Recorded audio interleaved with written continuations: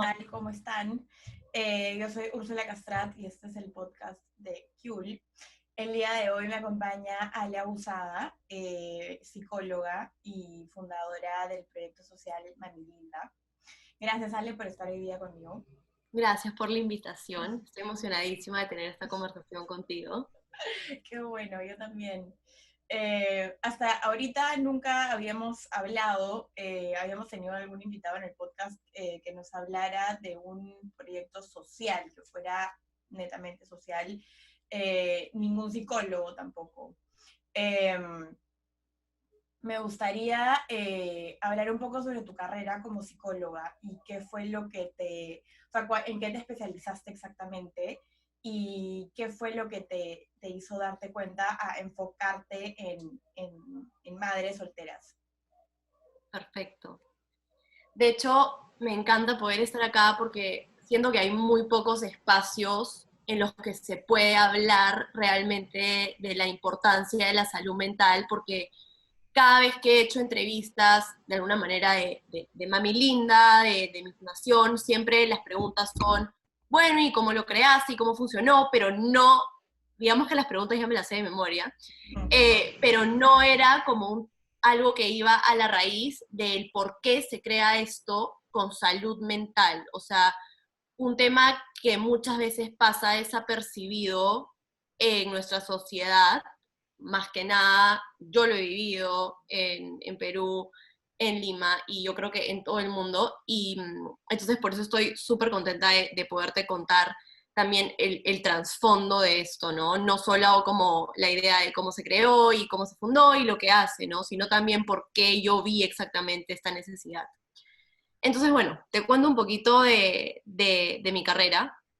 Yo, de hecho, siempre supe que quise hacer algo relacionado con la psicología, pero al momento de elegir mi carrera, mi familia era como que los psicólogos se mueren de hambre, ¿no? Y tienes que estudiar algo más relacionado a la economía, más relacionado a la administración, Claro, más business, más empresarial. más empresarial. Entonces yo me metí a estudiar, la verdad, y esto es muy interesante porque muy pocas personas me lo preguntan, pero de hecho yo empecé a estudiar comunicaciones y marketing En la UPC. en la UPC. Eh, pero a la semana me cambié a psicología. Uh-huh. O sea, fui a la semana a decir, quiero pedir mi cambio, porque me di cuenta que realmente lo que quería era estudiar psicología, ver más o menos por dónde va los sentimientos de las personas, por qué tenemos esta necesidad tan fuerte de relacionarnos, todo lo que nos va pasando en la vida, las emociones, porque claro, yo también las pasaba de alguna manera, ¿no? Entonces quería, en un intento de más o menos entenderme, que dicen que ese es el máximo error de por qué uno estudia psicología, pero al parecer a mí me ligó, eh, digamos que me meto, me meto a estudiar y comienzo la carrera y luego ahí decido especializarme en lo que era clínica. Eh, Hay muchas ramas de la psicología. En la UPC ofrecían lo que es psicología de recursos humanos, psicología empresarial, psicología educacional, que es más para ver colegios, niños, y psicología clínica, que era ver todo lo que era patologías, ver todo lo que son enfermedades y condiciones mentales. Yo me fui a psicología clínica. Para todo esto, en todo momento, mi familia opuesta a la carrera, ¿no? De qué ganas de buscarte problemas, ya suficiente tenemos problemas de Tu los demás. familia es árabe, Sí, por los dos lados, mamá y papá. no, papá. Ah, ya. Ya. Muy, muy fuerte el tema de no, o sea, qué ganas de ir a buscarte problemas, si a las justas uno puede, qué Claro, feo. como de complicarte un poco la vida, tipo queriendo resolver los problemas de los demás. Claro. Algo así. Entonces, esa voz la tuve casi durante toda mi carrera. Uh-huh. Más, un día explícitamente me dijeron, a mí me parece que tu carrera no sirve. Y me digo, bueno, ok. Qué difícil es eso, ¿no? O sea, yo en Sí, verdad yo tengo la suerte de poder decir que mis papás siempre apoyaron mi carrera pero tengo un montón de amigos que en verdad no han tenido la misma suerte. Entonces, para mí es algo, o sea, yo lo veo bien, como algo bien ajeno y bien distante, ¿ya? Porque no ha sido mi realidad, para nada, o sea, al contrario, mis papás tipo, siempre apoyaron muchísimo lo que yo quería hacer y siempre me daban como toda la fuerza de tú puedes, tipo, tú puedes, tú puedes, tú puedes, ¿no? Entonces, eh, yo en verdad no sé qué se siente que tus papás te digan eso, pero me imagino que debe ser fuertísimo, pero al mismo tiempo me imagino que también uno como adolescente, porque en verdad a los 17 años, cuando estás de cachimba en la universidad, todavía eres un adolescente, no eres un adulto, eh, también yo creo que te puede dar un poco de rabia y como que Sí, quieres como, o sea, probarles todo lo contrario, ¿no? sí, sí. Yo creo que más que estaban en desacuerdo, más era un tema que no le veían la importancia al tema de la salud mental. Porque mis papás, al ser de otra generación, y mi familia, porque yo soy la menor de mi familia, y mis papás son mucho mayores que yo. Entonces me decían, eso se quita, si a un niño le da una rabieta, se le pasa Claro, en un claro. segundo. Entonces, más que no creer, digamos, en mí o en la carrera, era como que no sabían la Claro. importancia de esto. Y es curioso porque ellos no se enteran de la importancia hasta que yo creo Mami Linda, y ahí fue cuando fue un shock, ¿no? Claro. Y es que sí, pues como dices, en verdad hace, o sea, en esa época, ¿no? Y bueno, y creo que hablar de la salud mental y esta y nueva cultura que hay de trabajar en la salud mental y que la salud mental ha cobrado tipo casi tan importancia como la salud física, es algo totalmente millennial, o sea, es algo totalmente Totalmente. millennial que es de nuestra generación y que nosotros estamos como encargándonos de ese tema, o sea, ¿no? Y de luchar por eso. Justamente hoy, antes de entrar a la entrevista, leí algo de que el Pleno, eh, no sé qué juzgado, acababa de agendar una ley de salud mental. Eh, lo voy a aclarar cuando ponga este video, pero me parece fortísimo porque lo leí y fue como que, Dios, o sea, ¿en qué año estamos? Tipo, ¿en qué año Sí. estamos? ¿Por qué, por qué, o sea, por qué tenemos que llegar al punto de que una persona como tú, joven, independiente, psicóloga, tenga que verse obligada un poco a crear este tipo de emprendimientos sociales? O sea, ¿por qué el Estado no lo apoya? ¿Por qué no existe una estructura y una educación sexual y preocupada realmente por cuidar a la mujer, ¿no? O sea, ¿por qué vivimos en un país tan conservador, tan machista, tan atrasado? Eh, bueno. Sí, no, es que totalmente entiendo. Yo, desde que tenía 16, no, perdón, desde que tenía ya en mi carrera 17, porque yo entré a los 16 a la universidad, yo comienzo a hacer voluntariado en un hogar. Ese fue mi primer acercamiento con la realidad social peruana que vive la mujer. O sea, yo hago un voluntariado en un hogar de Lurín, que era especialmente una casa hogar para niñas que habían sufrido abuso sexual. Entonces, ¿Y yo, estas niñas cuántos años tenían más o menos? todas eran, te sorprenderías, pero de 3 a 14 años. O sea, era muy fuerte, muy, muy fuerte. Uh-huh. Y yo, por algún motivo, que no sé cuál es, me sentía demasiado atraída a ir y ver esta realidad. Obviamente, luego también tenía el otro lado que me decían, pero ¿por qué vas? O sea, si no es ningún requerimiento de ningún curso ni nada. Pero siempre tuve, para mí no hay nada peor que hacerse el ciego, Uh-huh. ¿ya? Y no hay peor ciego que el que no quiere ver, no hay peor realidad que la que no se ve, entonces a mí me gusta ir a ver. O sea, si esto está pasando, me gusta verlo. Y en verdad, ¿sabes qué? No sabes la satisfacción que me puede dar el hecho de yo estar acá y poder tener también un espacio en Perú, porque yo no soy, o sea, amo seguir trabajando con Mami Linda, que trabajo hasta el día de hoy, o sea, hasta ahorita, estoy en coordinador de entregas, o sea. Claro.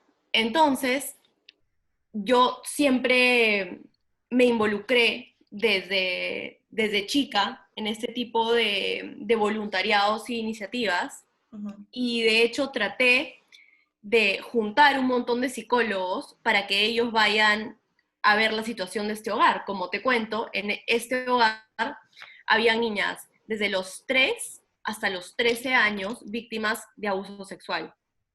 Y me imagino que la mayoría eran por sus mismos familiares. Sí. Como suele pasar. Sí. Lamentable, pero sí. Y en muchos de los casos, las mamás sabían y no hacían nada al respecto. Y en vez de votar al marido, como tenían más hijos y el marido era el responsable de la economía de familiar, callaban a la hija. Y eso pasó en muchos casos. Entonces yo vi esta realidad tan fuerte y me acuerdo de hecho de un día haber escuchado una historia que una niña había sido abusada sexualmente por su padrastro y, y bueno, a la hora de que la mamá va a la comisaría a hacer la denuncia, la mamá pregunta, pero ¿qué va a pasar con mi esposo si yo lo denuncio? Y el policía le dice, bueno, va a ir preso. Y qué tal que, bueno, sale el policía un momento del cuarto y acto seguido, cuando regresa, ya se habían llevado a la niña y ya se había llevado, la mamá se había ido. Entonces ella no estaba dispuesta a que el padrastro vaya a la cárcel. O sea, más que una crítica a esta madre, yo creo que esto nos demuestra la mentalidad y el inconsciente de nuestra sociedad. Totalmente. O En sea, algunos casos, sí. claro, o sea, la estructura familiar peruana, digamos, es papá, mamá, hijos, y normalmente el papá mantiene al hogar, ¿no? Uh-huh. Obviamente hay algunos casos en los cuales sí trabajan los dos, hay otros casos en los que la mamá es soltera, ¿no? Pero en el caso en el que, claro, en el que la mamá es ama de casa y se encarga de la casa y de los hijos, prefiere callar a enfrentar al papá, ¿no? Y sabe Dios de qué es capaz ese papá, ¿no? O Uh-huh. sea, ya sea con los propios hijos o hasta con la mujer. Claro. Entonces, yo me imagino que en realidad es algo por miedo. Yo me imagino que es miedo, vergüenza, dentro de su mismo círculo social, ¿no? Dentro de su misma estructura social, el que dirán, qué le va a pasar, o sea, lo mando a la cárcel y bueno, y ahora cómo vamos a comer, qué nos va a mantener.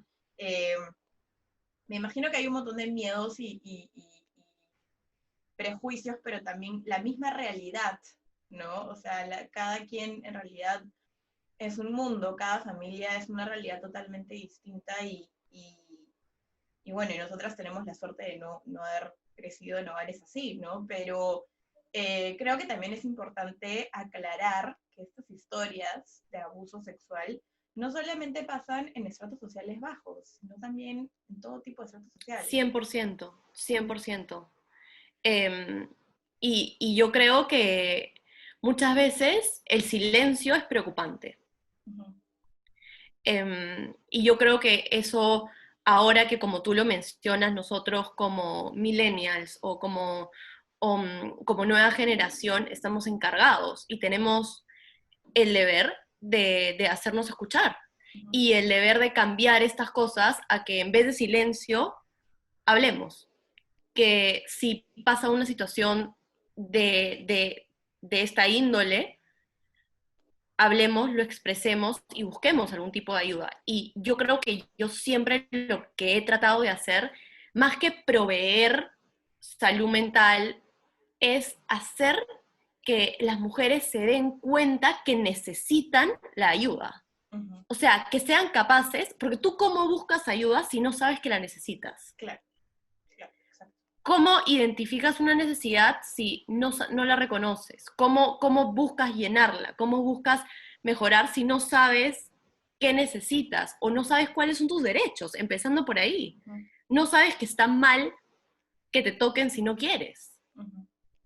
Claro. Porque Claro, porque es normal, o sea, si una niña ha crecido con eso toda su vida, para ella eso es lo normal. Entonces, Exacto. sí, sí, tal Y, cual. y yo sé que puede parecer, digamos, algo obvio que todas las mujeres sepamos que nos toquen sin consentimiento está mal y es algo indebido, pero en realidad no. Hay muchas personas que siguen teniendo la idea de que, ok, lo he escuchado muchísimas veces ya sea en mi fundación o en voluntariados, Ujú. que la mujer piensa que está cumpliendo con su deber de mujer. Sí. Y, y en realidad no, y que si ese día el marido llega borracho y ellas están durmiendo y no tienen ganas de nada, ellos la pueden levantar y tener relaciones cuando en verdad no es así, porque para el acto sexual se necesita las dos personas que estén de acuerdo, ¿no? Bueno, sin ir muy lejos, yo quiero compartir una experiencia que fue horrible, horrible. Eh, el año pasado yo salí con un chico que era venezolano y él trabajaba en un bar en Barranco. Eh, y yo creo que había salido, la cosa es que, bueno, él como trabajaba en un bar y llegaba como a las 3 4 de la mañana, ¿no? Entonces yo llegué antes a su casa y, y yo ya estaba dormida, ¿no? Yo ya estaba dormida, tipo, dormida, o sea, eran las 3 4 de la mañana. ¿Qué pasa? Este bar es un bar muy conocido en Barranco y en el cual un montón de personas saben de que es una lavandería y que los dueños son cocainómanos y súper drogadictos. Eh, la cosa es de que ese día él se le había pegado, como se dice en jerga peruana, se había coqueado con los mismos dueños ya, de este bar. Y la cosa es de que él llegó y automáticamente empezó, tipo, se tiró encima mío y empezó, tipo, a creer que yo quería tirar en ese momento cuando yo en verdad no había forma, o sea, estaba dormida, número uno. Número dos, eran las 3 4 de la mañana, o sea, pero claro, él venía drogado, ¿ya? Él venía drogado y estaba en otra, ¿no? Eh, obviamente yo le mandé la mierda.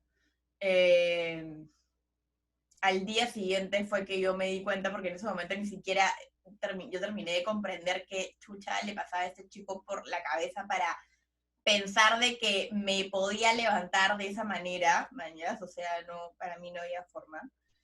Eh, de que él, o sea, para mí no había forma de que él lo viera como algo normal o como algo fresh o como algo chévere, Claro, mañas, o como algo bueno, o sea, para mí era como, o sea, ¿qué tiene este hombre en la cabeza, mañas? Eh, la cosa es de que, bueno, nada, yo le mandé la mierda, al día siguiente, tipo, lo seguí mandando la mierda, y bueno, y al final fue, o sea, creo que salí con él como 3 meses, una cosa así, pero son actitudes que, claro, a ver, este chico no es que sea un violador, obviamente, porque yo era su pareja en ese entonces, pero o estaba drogado, ¿no? Entonces, estaba drogado, estaba en otra, o sea, estaba como fuera de sí en ese momento, ¿no? Eh, pero es horrible, o sea, es horrible que te toquen, así sea tu pareja, dañadas cuando tú no quieres. O exacto. sea, es asqueroso, en realidad. Y creo que sí, que justamente como dices, o sea, hay un montón de mujeres que creen que es como parte de ser mujer, tener que estar callada y tipo simplemente acceder a ese tipo de cosas, pero en verdad no, o sea, no se tiene, porque, o sea, no, punto. Eh, bueno, entonces tú empiezas a ir ya en la universidad a estos albergues y te das con esta realidad de estas Sí, pobres niñas. Y, y, y bueno, me imagino que igual en tu carrera, hasta que recién creas Mami Linda en el 2015, o sea, pasó algo en el interín, me Sí, imagino que conociste a niñas o pasaron adolescentes. muchísimas cosas. Sí, mira, una de las cosas que también me di cuenta en este albergue Ujú. era que cuando yo pedí acceder a los informes psicológicos del Estado, hacían copy-paste. De la nada, y un día veo un informe y me sale que esta niña tenía retraso mental. Y yo miro y digo, bueno, ustedes a mí me disculparán, yo estoy en mi segundo año de psicología, pero no hay que estudiar psicología para darse cuenta que esta persona no tiene retraso mental. Ujú. O sea, ¿a dónde está esa clasificación? Ay, se deben haber equivocado. Y yo, bueno, pero, o sea, ¿cómo una equivocación de esa magnitud? O sea, tú le pones a alguien en un informe psicológico que tiene retraso mental y le arruinas toda la vida, ¿no? Ujú. Entonces, como no había psicólogos, no tenían tiempo y decidían entregar al INAVIF un copiar y pegar de diferentes informes así al azar y plin nos entregaban. Entonces, imagínate, o sea, imagínate dónde estábamos, ¿no? Yo dije, no puede ser, no puede ser que se esté jugando así con la vida de estas personas y con niñas que realmente están dependiendo de estos cuidadores para el resto de su vida, porque lo que ellas lo que ellas se podrían recuperar, que bueno, yo no creo que uno se recupere el 100% de una violación sexual, eh, pero lo que ellas podrían reconstruir su vida y todo, iba a marcar el resto de su futuro. Entonces, claramente no le estaban dando la debida importancia a esto. Y es por eso que yo junté a un par de amigas psicólogas, así yo toda chivola, yendo a tocar puertas, diciendo, oye, ¿quieres un día venir a tal lugar, a un hogar? Y bueno, mis amigas me hacían caso. Y así pudimos crear mucho mejor vínculo con las niñas, enterarnos de cómo pasaba este proceso y pudimos dejarlo de alguna manera en una mejor forma, ¿no? Lo que era el departamento de psicología. Y también hablar con las profesoras y hablar con las encargadas del hogar y hacerles saber la importancia de esto y hacerles saber la importancia del trauma que habían vivido. Muchas de ellas habían salido embarazadas. Claro, Muchas de ellas tenían problemas biológicos producto de la violación. claro. Entonces, es un trauma físico y psicológico. Y el cuerpo se recupera, la mente muchas veces no. Ujú. Entonces, bueno, pasa esa experiencia y yo en la universidad sigo estudiando, me meto muchísimo al tema del psicoanálisis. Era yo amante de Freud, me pongo a revisar todas las teorías y la verdad que sí me gustaba. No lo que sí era un poco diferente mi punto de vista, que el punto de vista psicoanalítico era un poco más pasivo, yo tendía a ser más activa, como que, ok, hay este problema, hay que solucionarlo y no quedarnos hablando 5 años del mismo problema. Entonces, creo, yo ahí decido, Mami Linda, ¿cómo nace? Yo decido hacer mi proyecto de tesis en representaciones de masculinidad y elección de pareja en madres solteras de San Juan del Lurigancho. ¿Por qué elijo esto? Porque es algo demasiado como Específico. específico. Lo elijo porque yo muchas veces fui parte de voluntariados puramente asistencialistas. Y no había cosa que a mí más me molestara que uno llegara con actitud de yo te voy a venir a ayudar porque yo tengo más que tú y pobrecito tú, entonces yo vengo a hacer mi obra de caridad, Ujú. ¿no? Contigo, pero no te doy una ayuda sostenida. Entonces, yo había sido parte muchas veces de diferentes programas, de este tipo de campañas en los que se iba a repartir cosas y siempre veía que había esta necesidad de que las señoras te jalaban a un lado y te decían, oye, prácticamente te decían, oye, escúchame que te quiero contar mis problemas, Ujú. ¿no? Y así yo me enteré de muchas cosas, de muchas historias de señoras que vivían en esos asentamientos humanos y pasaban por situaciones muy, muy complejas. Entonces, como te digo, yo iba muchas veces a estos voluntariados y veía la típica escena que a mí me llega, que era como que, ya, tómate una foto con el niñito y luego reparte la bolsa de arroz y nos vamos, ¿no? Y muchas veces hasta cuando se acababan las cosas era como que llegabas a tratar mal a la persona y le decías, ya no hay, ya no hay, ya no hay. Y era como, oye, o sea, ¿qué es esto? ¿No? Entonces, y yo era parte de ese grupo de voluntarios en diferentes instituciones, en diferentes ONGs. O sea, no te digo que haya pasado específicamente en una, pero había este modelo mucho como de yo voy a darte una donación, yo voy a darte prácticamente lo que puedo y bueno, te lo doy una vez al año y ahí murió, ¿no? Claro. Entonces, yo la verdad que me quedé con mucha curiosidad de no solamente de no repartir cosas, pero de ir a escuchar, porque siempre quedaba corto el tiempo, entonces me quedé con eso, me quedé con esa como interrogante. Entonces, cuando ha sido la hora de escoger el tema de mi tesis, yo dije, no, yo quiero ver qué pasa en la psique de estas personas. Ya. Yo quiero ver qué onda. ¿Y qué es lo que descubres? Uy, descubro muchísimas cosas. O sea, pero primero que nada, descubro que hay una necesidad de escucha increíble. Que estas mujeres necesitaban más que todo hablar. Necesitaban sanar, necesitaban llorar, necesitaban contar cuántas veces las habían violado y cómo. Y detalles. Y necesitaban a alguien que esté dispuesta a escucharlas sin juzgarlas y sin dar ningún juicio de valor, ni decir, ¿y cómo luego te quedaste? ¿Y qué tonta fuiste? No, simplemente dar contención. Eso es lo único que necesitaban. Y muchas veces necesitaban compartir detalles. Necesitaban compartir, mira, sí, mi hijo estaba en el cuarto de al lado y entró mi pareja y me pegó y me tiró al piso y me violó y pasó esto y mi hijo escuchó y se quedó traumado y tengo preocupación de que nunca se vaya a olvidar.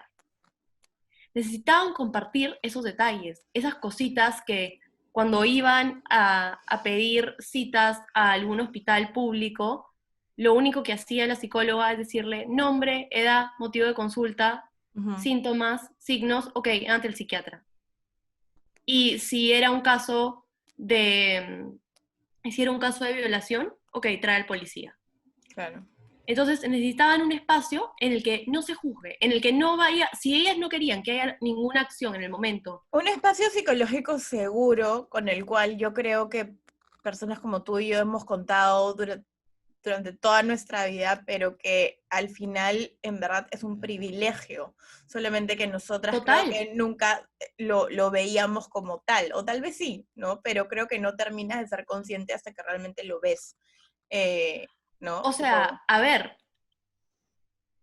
dato personal, o sea, a mí sí en muchos casos me ha faltado psicólogo, porque era cuando era más chivola, digamos, ay, quiero ir al psicólogo. Como yo tenía al principio esta perspectiva que mi familia no creía en los psicólogos, o sea, no creían, no me mandaban, y era, o sea, yo seguía necesitando el espacio de escucha. Claro.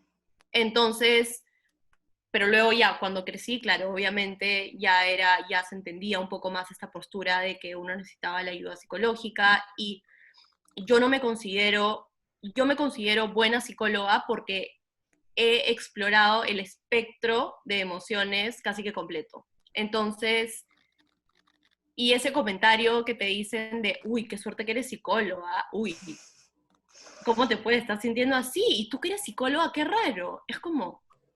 Claro, el estereotipo y el prejuicio, ¿no? Es psicóloga.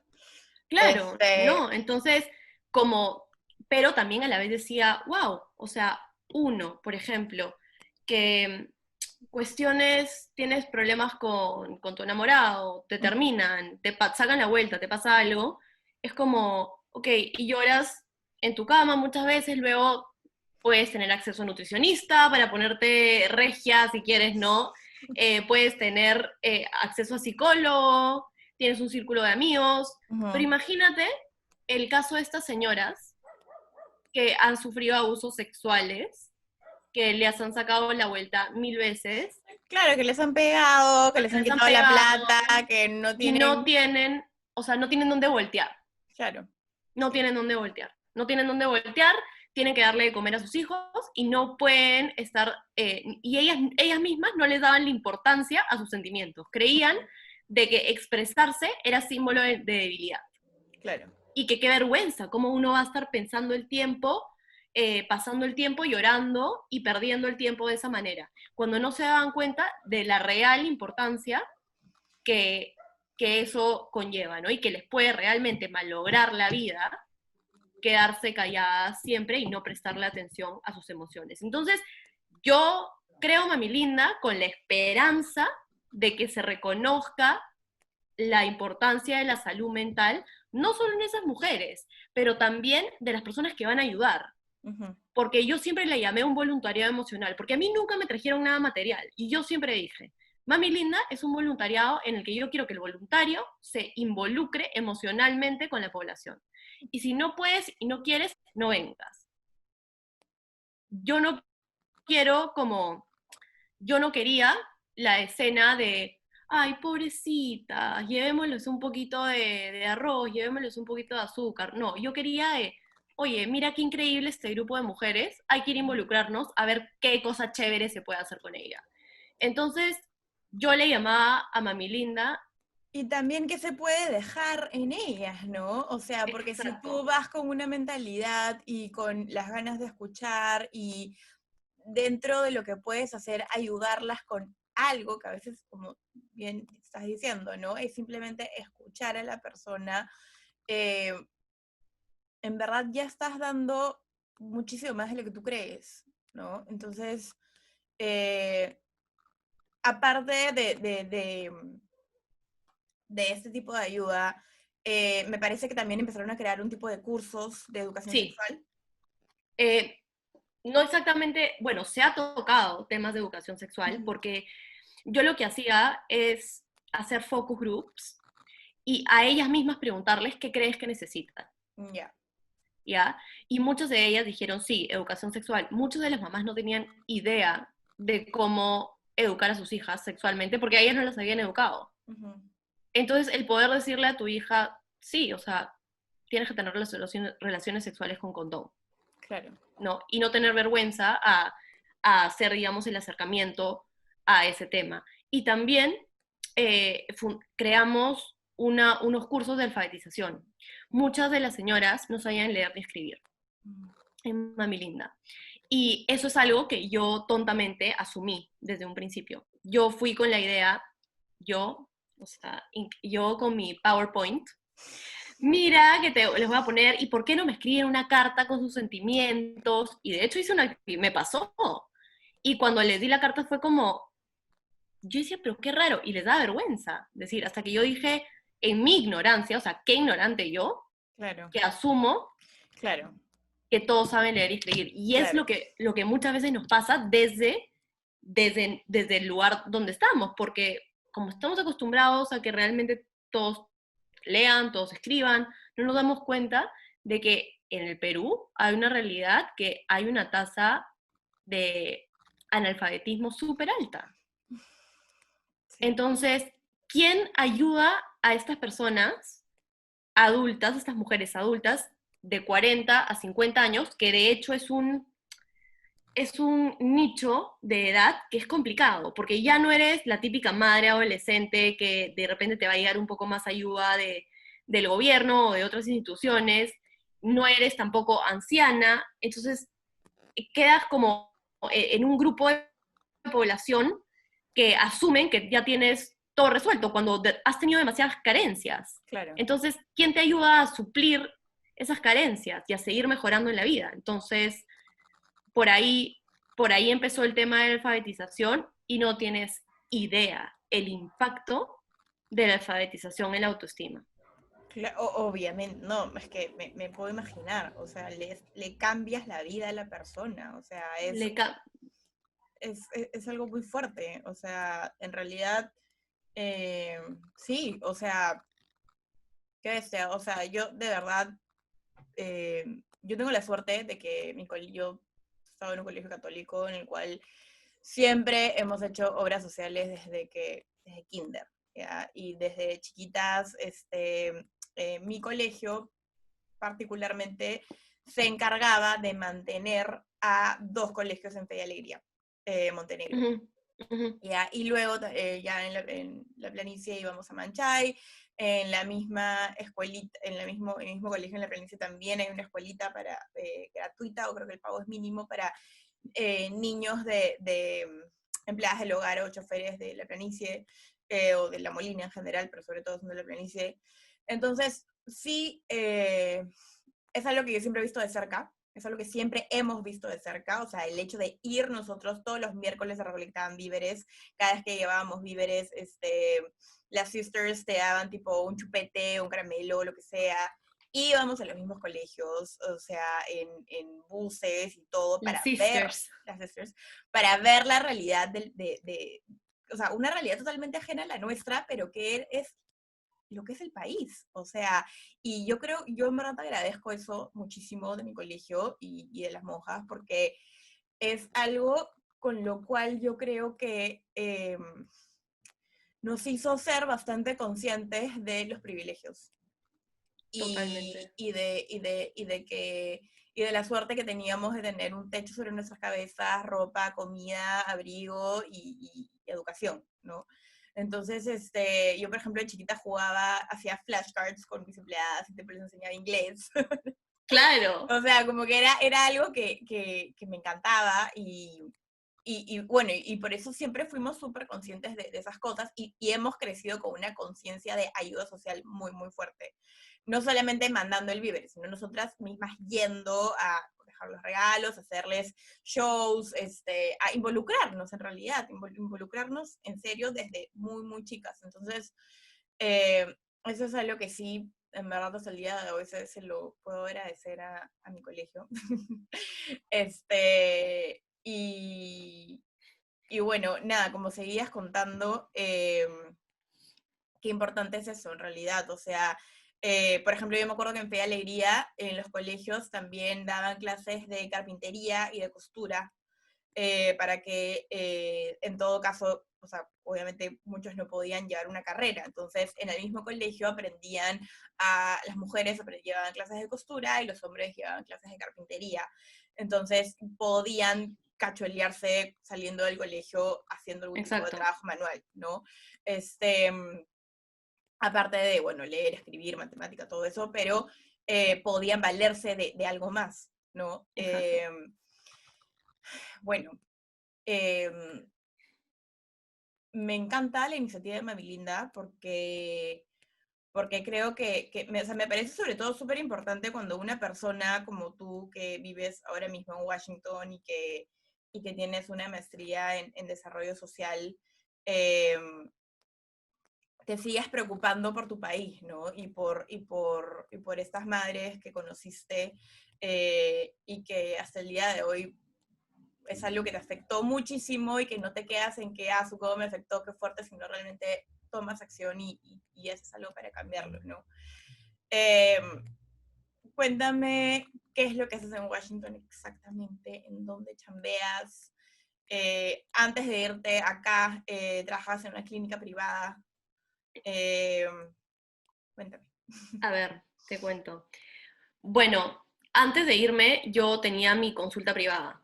Ujú, Hice el internado en una clínica privada, pero luego cuando salí me gradué, trabajé como en consultorio privado. ujú, Atendía mujeres con alto riesgo suicida. Me fascinaba especializarme en eso. Me fascina hasta el día de hoy ese borde entre la vida y la muerte y cómo muchas veces uno puede perder estas ganas de vivir y que no es fácil recuperar. Y que a mí me molesta muchísimo cuando las personas trataban la depresión como ya se te va a pasar, o es algo que viene y va, no te preocupes, déjate de huevadas, ¿no? Entonces, yo trataba muchísimo casos que estaban muy cerca al suicidio. De hecho, me tocó ver 2 casos muy fuertes de mujeres que me llamaban a las 2 de la mañana pensando que se iban a suicidar. Una intentó suicidarse y yo le traté todo el tiempo después para ver todo su tiempo de recuperación. Ujú. Y a la par trabajaba con Mami Linda. Pero lo que poco a poco lo que me fue pasando fue que me fue gustando un poquito más todo el tema de impacto macro, de impactos grandes de desarrollo social.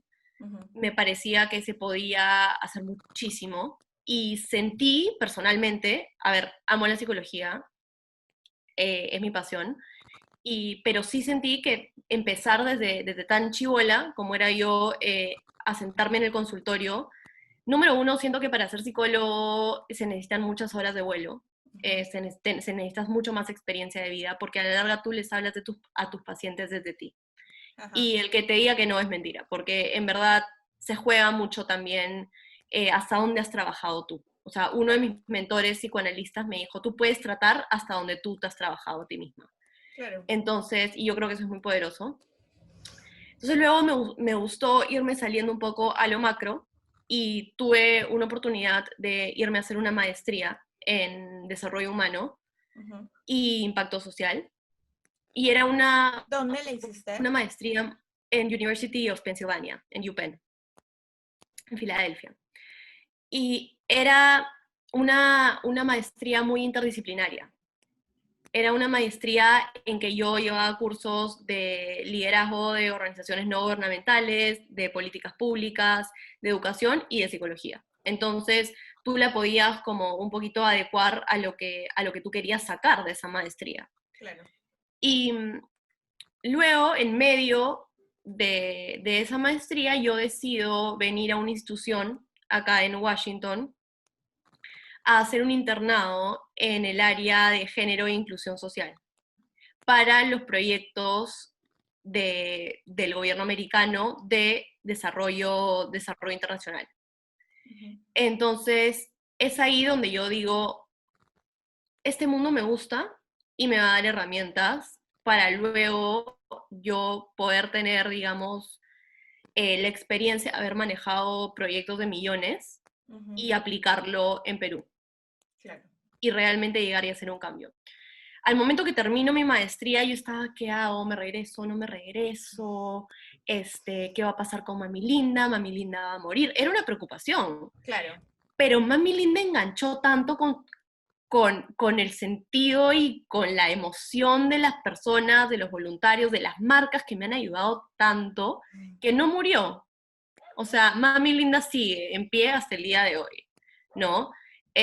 Justamente ahorita antes de entrar estaba coordinando una entrega y la verdad ¿Entrega que de qué?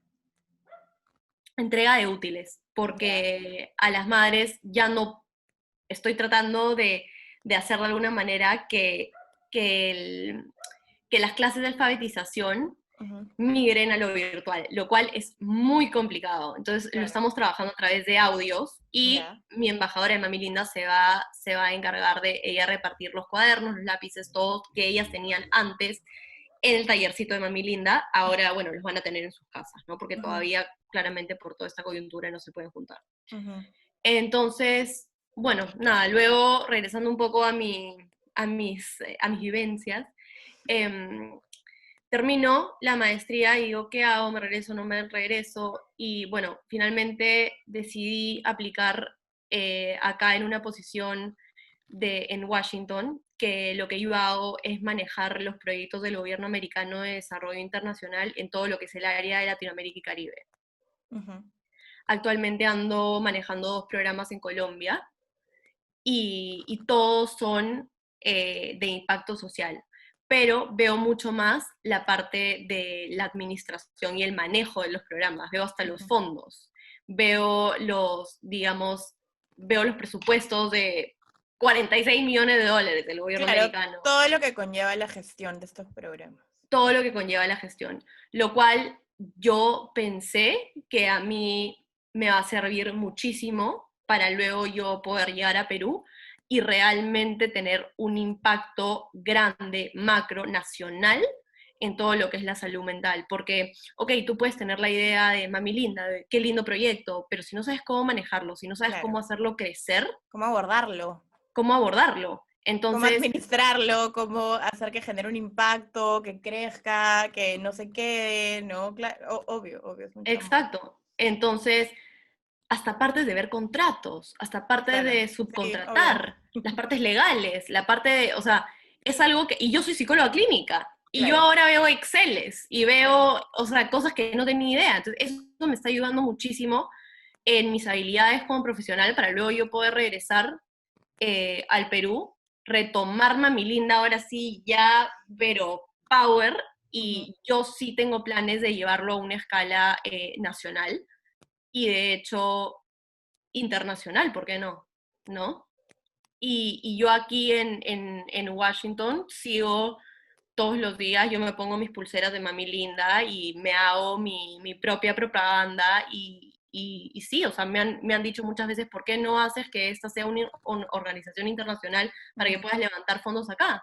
Entonces sí, es de todas maneras algo que pienso hacer en los próximos años y no lo voy a dejar. O sea, para mí, Mami Linda es un movimiento en pro de la salud mental Ujú. y creo que esos temas en Perú son importantísimos de abordar y la verdad que no tengo ningún problema en yo hacerlo. O sea, más que feliz. Más que feliz y siento que sí, sí pienso y quizás tengo esta idea un poco grandiosa que sí, Mami Linda sí va a poder llegar a hacer una diferencia grande en la vida de muchas mujeres. De todas maneras, Ale, te felicito porque en verdad me encanta lo que estás haciendo. Creo que hay muy pocas personas como tú, bueno, en nuestra generación y en nuestro círculo social. Tú, bueno, Andrés Braganini, que me imagino que conoces, que trabaja en la ONU y No también lo hace... conozco, ¿No? Bueno, no. sí, lo entrevisté también para el podcast. Andrés justo se está yendo ya dentro de poco a empezar su máster a Londres y va a dejar la ONU por un tiempo, pero él está súper, olvídate, ligado a todo lo que es impacto social y te invito a ver la entrevista para que veas un De poco de todas qué es lo que maneras. hacía él. Preparaba como unas mesas de diálogo en las que invitaba tipo a empresarios y políticos, en las cuales era bravazo porque había como un debate y había también como un enfrentamiento, pero para a tratar de solucionar los problemas, ¿no? Ujú. Y bueno, también creó Cunan, que es una aceleradora de proyectos sociales también, que buscan un impacto social. De hecho, te recomiendo también chequearlo. Eh, y bueno, nada, felicitarte de nuevo, agradecerte por esta hora casi que venimos hablando. Eh, no sé si hay algo que quisieras agregar. Yo igual voy a dejar las redes de Mami Linda en la entrevista para que puedan seguir. Eh, Quería terminar preguntándote de qué manera la gente puede apoyar Mami Linda desde sus casas.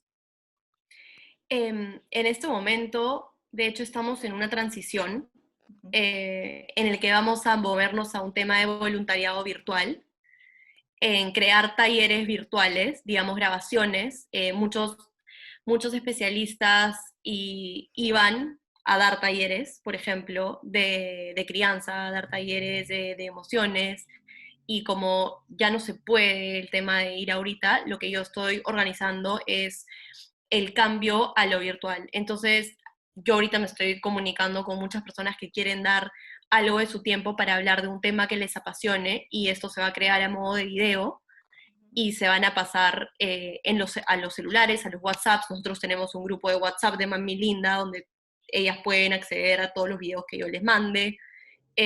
Entonces, si hay alguien interesado en compartir alguna pasión, algo, son especialistas y buenos en algo que les gustaría compartir y llevar conocimiento, más que bienvenidos. También nos hace mucha falta libros para seguir con las clases de alfabetización y útiles. Entonces yo creo que con eso podrían poner su granito de arena. Buenísimo, perfecto. Bueno, cuenta conmigo. Voy a pensar en alguna charla Claro, no, sería algún tipo de increíble. material que pueda crear. Me encantaría participar porque me encanta. Y bueno, ya saben que pueden, de qué maneras pueden seguir cooperando con Mamilita. Sí, y de verdad que yo quiero felicitarte a ti por facilitar y crear este espacio tan libre de diálogo y tan cómodo, ¿no? Que yo creo que hay muy pocos medios que lo hacen, ¿no? Porque es algo a calzón quitado. Tal Ajá, cual, te juro. Pues el logo sí. debería venir con un calzón. Con un calzón.